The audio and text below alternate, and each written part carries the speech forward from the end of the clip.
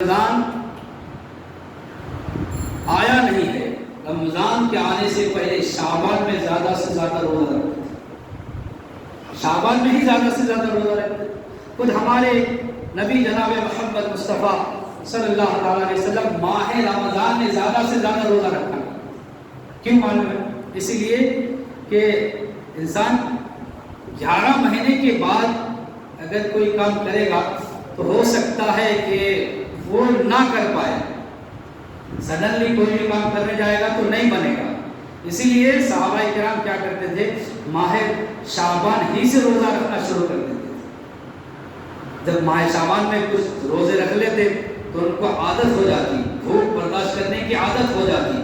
ہاں، تو اس میں اور ایک فائدہ یہ ہے کہ اگر کوئی شوگر کا مریض ہے، بی پی کا مریض ہے، تو شعبان میں اگر کچھ روزے نفلی رکھ لیں گے تو ان کو معلوم ہو جائے گا کہ ہم جو ہے شعبان میں روزہ رکھ لیے نفلی، تو پھر ماہ رمضان کے فرض روزے بھی رکھ سکتے ہیں، یہ ایک عادت ہو جائے گی۔ تو صحابہ کرام جو ہے رمضان المبارک کے آنے سے پہلے شعبان کے روزے رکھنا شروع کر دیتے ہیں، اور اس طرح سے جو ہے اپنے آپ کو ماہ رمضان کے لیے تیار کر لیتے تھے۔ دوستو اور بزرگوں، دیکھیے رمضان آتا ہے ہمیں کیا کیا دیتا ہے۔ رمضان بندے کو 3 چیزیں دیتا ہے۔ روزہ نمبر 1، روزہ، پھر دوسرا سحری کرنا، تیسرا تہجد کے لیے اٹھنا۔ یہ 3 چیزیں ماہ رمضان ہمیں عطا فرماتا ہے۔ دیکھیے دوستو، یہ سحری کرنا میرے سرکار کی سنت بھی ہے، اور اس میں اللہ نے برکت بھی رکھا ہے۔ اور یہ تہجد کا وقت، یہ وہ وقت ہے کہ جس میں بزرگان دین اٹھ کر اللہ کی عبادت کر کے اپنے رب کو منایا کرتے ہیں۔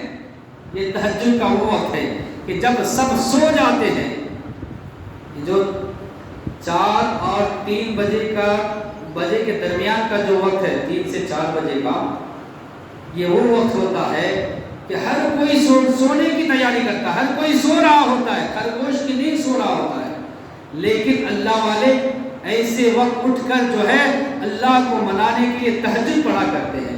تو ماہ رمضان جو ہے ہمیں سحری کے لیے اٹھاتا ہے۔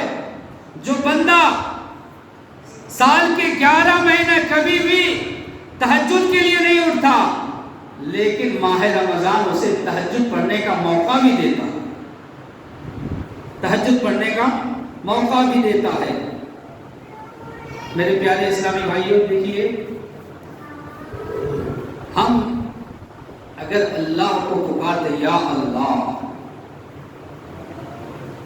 تو اللہ تبارک و تعالیٰ اپنے بندے کے پکارنے پر کیا کہتا ہے، سنیے۔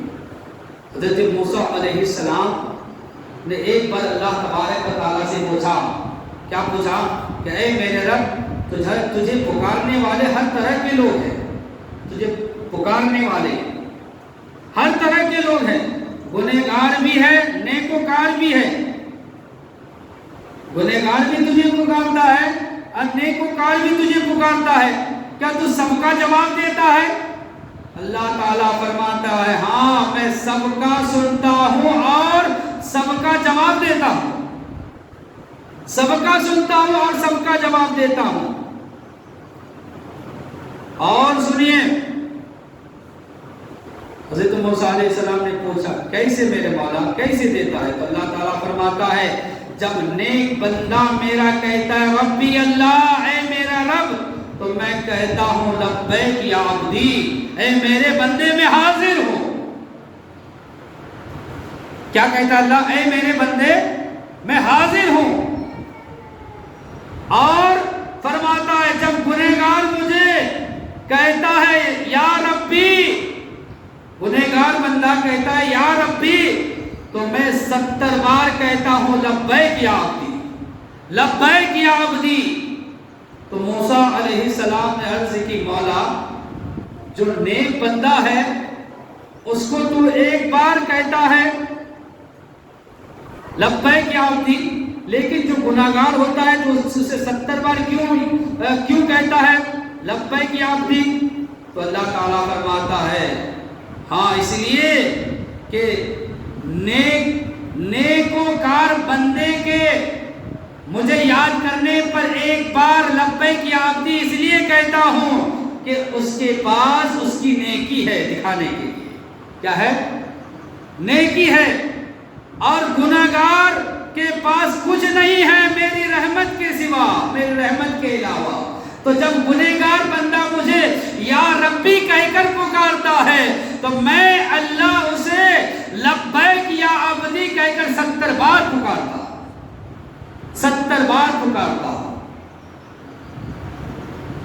میرے عزیزو، یہ پاک مہینہ ہمیں اللہ سے قریب کرنے والا ہے. یہ رمضان کا پاک مہینہ ہمیں اللہ سے قریب کرنے والا مہینہ ہے. میرے دوستوں اور بزرگوں اور گھر کی خواتین اور بچیاں بھی ماہ رمضان کی تیاری کرنے کے لیے لگ جائیں. صحابہ کرام اپنے چھوٹے بچے کو بھی روزہ رکھاتے تھے. صحابہ کرام اپنے چھوٹے بچے کو بھی روزہ رکھاتے تھے. میرے پیارے اسلامی بھائیوں، اب ہمارا بھی بچپنا گزرا ہے اور بچپن میں اگر ہم کبھی روزہ رکھتے تھے اور بھول سے کبھی کھا لیتے تو بچے ہمارا مذاق اڑاتے ہیں، تو نے کھا لیا ہے بھول سے، تمہارا روزہ ٹوٹ گیا. آج بھی بعض بچے ایسے کہتے ہوں گے جو بچے روزہ رکھتے ہیں. لیکن جب ہمیں شعور آیا، مسئلہ معلوم ہوا کہ بھول کر کھانے سے روزہ نہیں ٹوٹتا ہے. اگر کوئی بندہ بھول کر کھا لے یا پی لے اس کا روزہ نہیں ٹوٹتا. کیوں روزہ نہیں ٹوٹتا؟ اس لیے کہ اللہ تبارک و تعالی کسی بندے پر اتنا بوجھ نہیں ڈالتا جتنا کہ وہ برداشت نہ کر سکے، بلکہ اللہ تعالیٰ اپنے بندوں پر اتنا ہی بوجھ ڈالتا ہے جتنا وہ برداشت کر سکتا ہے. اب دیکھیے، جب انسان کو زیادہ تکلیفیں آ جاتی ہے، چوٹ لگ جاتی ہے، جب تک وہ چوٹ برداشت کر سکتا ہے تو وہ ہوش میں رہتا ہے، اور جب وہ برداشت سے باہر ہو جاتا ہے تو وہ بے ہوش ہو جاتا ہے. اللہ تعالیٰ اسے بے ہوش کر دیتا ہے، اور اللہ بہتر جانتا ہے کہ میرا بندہ اس سے زیادہ برداشت نہیں کر سکتا، اس لیے اللہ تعالیٰ اسے بے ہوش کر دیتا ہے. اور بے ہوشی کے عالم میں اس پر کتنا درد گزرتا ہے، کتنی تکلیفیں گزرتی ہیں، اسے احساس نہیں ہوتا. اسی لیے بندہ جب بھول کر کھا پی لیتا ہے نا تو اللہ تبارک و تعالیٰ اسے کھلا اور پلا دیتا ہے. روزہ رکھ کر اگر کوئی بھول کر کھا لے تو گویا کہ اس کو اللہ نے کھلایا ہے، اللہ نے پلایا ہے، کہ اللہ جانتا ہے کہ میرا بندہ اس سے زیادہ برداشت نہیں کر سکتا، تو اس کو بھلا دیتا ہے، اس کو یاد نہیں رہتا روزہ رکھنے کا، اور وہ کھا اور پی لیتا ہے. تو دوستو، بھول کر کھانے اور پینے سے روزہ نہیں ٹوٹتا ہے. میرے پیارے اسلامی بھائیوں، اب دیکھیے، ماہ رمضان میں اپنے لیے لوگ پہلے تیاری کرتے ہیں. ماہ رمضان ہو یا غیر رمضان ہو، پہلے اپنا دیکھتے ہیں، بعد میں دوسروں کا، ہے نا؟ یہ ایک طریقہ ہے، چاہے کوئی بھی ہو، پہلے اپنا دیکھتے ہیں، بعد میں دوسروں کو دیتے ہیں. لیکن پہلے اپنا دیکھنے والا، اپنا انتظام کرنے والا، بعد میں دوسروں کو دینے والا جب ایسا نیک کام کرتا ہے، دوسروں کی مدد کرتا ہے، تو لوگ کہتے ہیں کہ یہ سخی ہے. کیا کہتے ہیں؟ یہ سخی ہے، کتنا اچھا آدمی ہے. کہتے ہیں کہ نہیں؟ بولیے. حالانکہ اس نے پہلے کیا کیا؟ اپنی جتنی ضرورت تھی وہ دے دیا، بعد میں دوسروں کو دیا، لیکن کیا اچھا کام کیا، دوسروں کی مدد کیا، تو لوگ ان کو کہتے ہیں یہ کتنا اچھا آدمی ہے، سخی ہے. لیکن میرے پیارے اسلامی بھائیوں، ہمارے آقا جناب محمد مصطفیٰ صلی اللہ تعالی علیہ وآلہ وسلم کا یہ عالم تھا، شدت کے بھوک کے بعد بھی آپ کو بہت زیادہ بھوک لگی ہوتی، اس کے بعد بھی اگر کوئی آپ سے کچھ مانگتا ہے تو آپ انہیں عطا فرما دیتے ہیں، انہیں عطا فرما دیتے ہیں۔ حضرت عائشہ فرماتی ہے کہ حضور صلی اللہ علیہ وسلم اصحاب صفہ کے ساتھ زیادہ تر اپنا وقت گزارتے تھے۔ کس کے ساتھ؟ اصحاب صفہ۔ میں توجہ چاہوں گا، آپ کی توجہ سے سنیے، کس کے ساتھ حضور زیادہ تر وقت گزارتے تھے؟ اصحاب صفہ۔ اور معلوم ہے یہ اصحاب صفہ کسے کہا جاتا ہے؟ حدیث شریف میں آیا ہے کہ اصحاب صفہ یہ وہ 70 صحابہ ہے جن کے رہنے کے لیے کوئی مکان نہیں تھا، سر چھپانے کے لیے کوئی گھر نہیں تھا، کھانے پینے کا کوئی بندوبست نہیں تھا۔ یہ بہت غریب صحابہ کرام تھے، فقراء صحابہ جسے کہا جاتا ہے، یہ اصحاب صفہ ہے۔ تو ان کا گزارا کیسے ہوتا تھا؟ تو حضور صلی اللہ علیہ وسلم کے حجر انور کے سامنے ایک چبوترا بنا ہوا تھا، چبوترا۔ تو یہ اصحاب صفہ، یہ غریب صحابہ وہیں پر رہا کرتے تھے، اور جو کچھ بھی حضور کے پاس صدقہ یا پھر ہدیہ آتا کھانے پینے کے لیے، آپ صلی اللہ علیہ وسلم یہ سب کچھ جو ہے اصحاب صفہ کو عطا فرماتے، اصحاب صفہ کو دے دیتے۔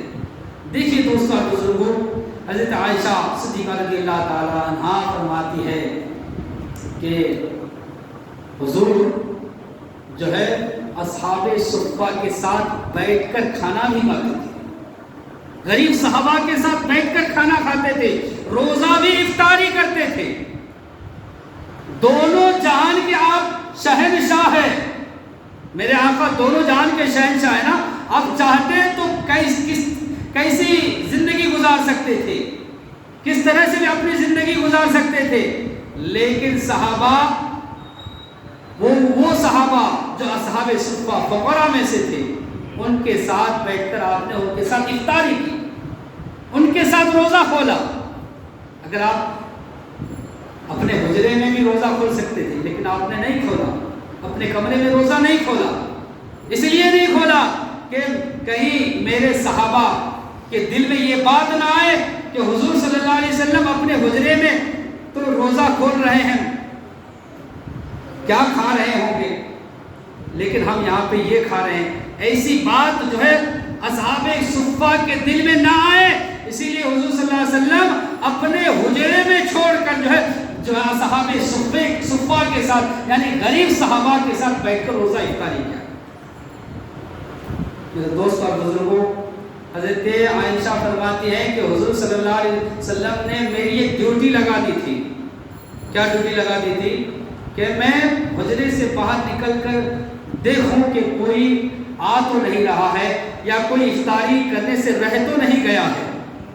تو ایک دن میں نے دیکھا، جب حضور نے فرمایا کہ عائشہ دیکھو کوئی رہ تو نہیں گیا ہے، تو میں نے دیکھا کہ ایک شخص دور سے جو جنت البقیع جو قبرستان ہے وہاں درختوں کے پاس ایک شخص دکھائی دیا۔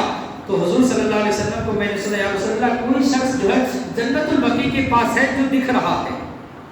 اب دیکھیے افطاری کا وقت قریب ہے، 2 یا 3 منٹ سے بچ گیا تھا، کتنے؟ 2 یا 3 منٹ۔ حضور صلی اللہ علیہ وسلم اٹھے اور گئے جنت البقیع کے پاس، جو کھجور کے درختوں کے پاس وہ آدمی جو مسافر تھا بیٹھ ہی رہا تھا۔ حضور گئے اور پوچھنے لگے کہ بھائی تم کہاں سے آئے ہو، تمہارے پاس کچھ کھانے کے لیے ہے بھی کہ نہیں؟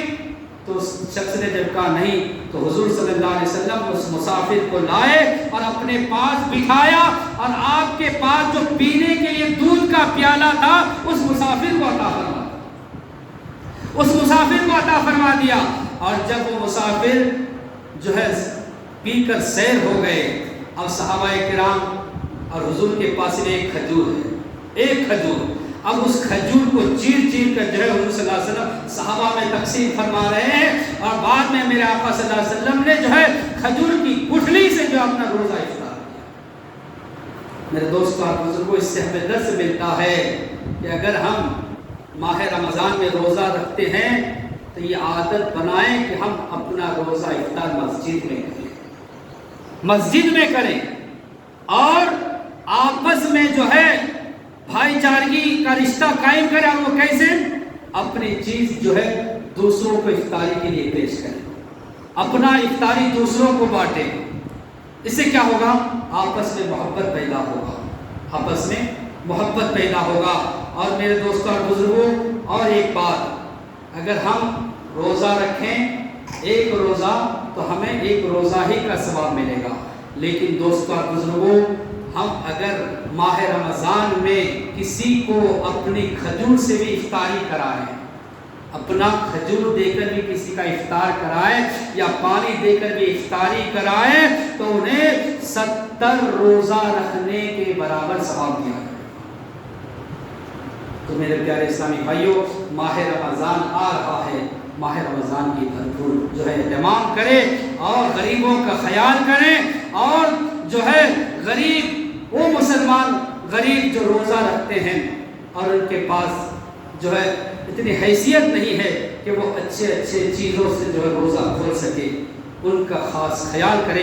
اللہ تبارک و تعالی ہمیں ماہ رمضان میں زیادہ سے زیادہ عبادت کرنے کی توفیق رفیق عطا فرمائے۔